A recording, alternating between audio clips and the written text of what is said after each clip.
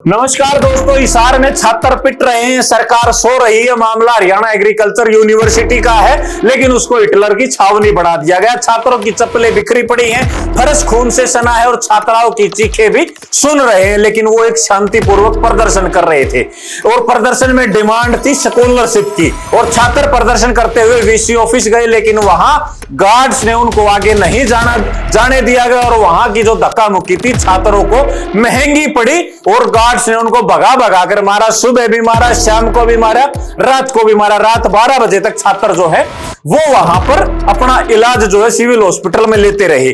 अब कार्रवाई के नाम पर एक एफआईआर हिसार के सिविल लाइन थाना में दर्ज हुई है और एफआईआर का नंबर है 179, जिसमें सिक्योरिटी ऑफिसर सहित आधा दर्जन से ज्यादा नाम है। लेकिन अब 24 घंटे बीत जाने के बाद भी कार्रवाई के नाम पर ना कोई गिरफ्तारी है, ना कोई सस्पेंशन है, ना हरियाणा की सरकार की तरफ से कोई बयान, ना मुख्यमंत्री का और ना ही शिक्षा मंत्री का।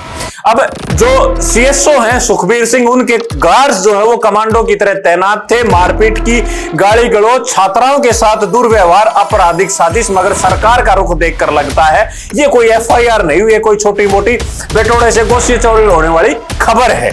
और अब ना कोई गिरफ्तारी है, ना सस्पेंशन है। हरियाणा के मुख्यमंत्री नायब सिंह सैनी पर सवाल उठ रहे हैं, शिक्षा मंत्री पर सवाल उठ रहे हैं और लोग तो ये पूछ रहे हैं हिसार जो है वो हरियाणा में नहीं आता क्या सीएम साहब? क्या वहां जीपीएस काम नहीं करता? क्या आप घटनास्थल से हजारों किलोमीटर दूर है जो आपको पता नहीं चल रहा है, या केवल आपका जमीर नहीं जाग रहा जब बच्चों के सिर फूट रहे थे? आप क्या कर रहे हो? भाषण दे रहे हो या ध्यान में बैठे हो? शिक्षा मंत्री महिपाल डांडा जी, कौन सा सिलेबस पढ़ा रही है आपकी सरकार जिसमें छात्र पिटे तो आप चुप रहो? कौन सी शिक्षा दे रहे हैं? क्या शिक्षा केवल रिजल्ट देने तक सीमित है या छात्रों को बचाने की भी कोई जिम्मेदारी होती है?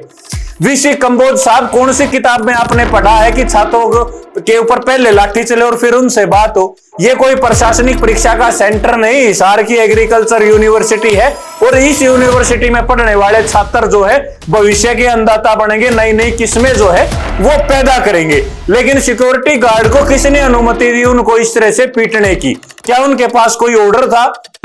और छात्रों की डिमांड केवल एक है, हमें बराबरी चाहिए, भीख नहीं, हमें स्कॉलरशिप चाहिए, हमें लात गुस्से नहीं चाहिए, हमें वीसी चाहिए, सैनिक नहीं। और जनता पूछ रही है क्या हरियाणा एग्रीकल्चर यूनिवर्सिटी शिक्षा का मंदिर है या कोई गुंडागर्दी का अखाड़ा? और अब तक कार्रवाई के नाम पर सबके मुंह में दही जमी हुई है। कोई एक बयान तक जो है वो अब तक ना सत्ता पक्ष की तरफ से आया है, केवल विपक्ष की तरफ से एक ट्वीट जो है वो रिट्वीट किया गया। उसके अलावा सब चुप हैं। हरियाणा भर में लगभग दर्जन भर के करीब जो है अलग अलग छात्र संगठन है जो छात्रों की मांग पर दम भरते हैं, छात्रों की लड़ाई लड़ने का दम भरते हैं। लेकिन अब तक केवल एक भी छात्र संगठन जो है वो उनके सामने जो है नहीं आया, मदद के लिए नहीं आया है।